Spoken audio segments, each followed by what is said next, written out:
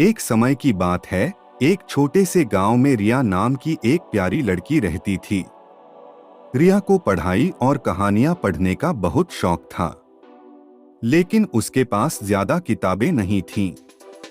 एक दिन उसके दादाजी ने उसे एक पुरानी मोटी किताब दी और कहा, यह कोई साधारण किताब नहीं है रिया, इसे ध्यान से पढ़ना। रिया ने उस किताब को खोला और जैसे ही उसने पहला पन्ना पलटा, उसके सामने एक चमकीली पेंसिल आ गई। पेंसिल ने अचानक बात करना शुरू कर दिया। नमस्ते, मैं एक जादुई पेंसिल हूँ। जो भी तुम मुझसे लिखोगी वह सच हो जाएगा। रिया की आंखें आश्चर्य से खुली रह गईं। उसने तुरंत पेंसिल उठाई और सोचा कि उसे क्या लिखना चाहिए।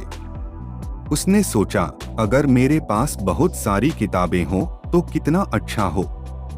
रिया ने पेंसिल से लिखा, मेरे पास ढेर सारी किताबें हों। जैसे ही उसने यह लिखा, उसके कमरे में हर तरफ किताबें ही किताबें दिखाई देने लगी। वह बहुत खुश हुई और अपने नए किताबों के साथ पढ़ने बैठ गई।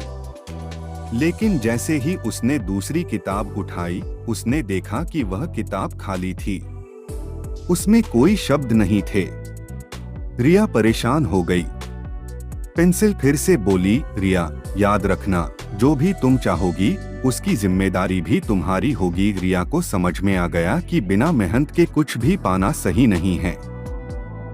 उसने पेंसिल से कहा, मैं मेहनत करके अपने सपनों को पूरा करूंगी, बस आप मेरी मदद करना। पेंसिल मुस्कुराई और कहा, तुम्हें मेहनत और समझदारी से हमेशा सफलता मिलेगी। उसके बाद रिया ने हर दिन पढ़ाई की और अपने सपनों को पूरा करने के लिए मेहनत करने लगी।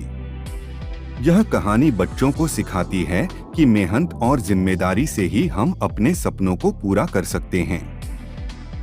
जादू चाहे जितना भी शक्तिशाली क्यों न हो, लेकिन असली ताकत हमारे खुद के प्रयासों में होती है।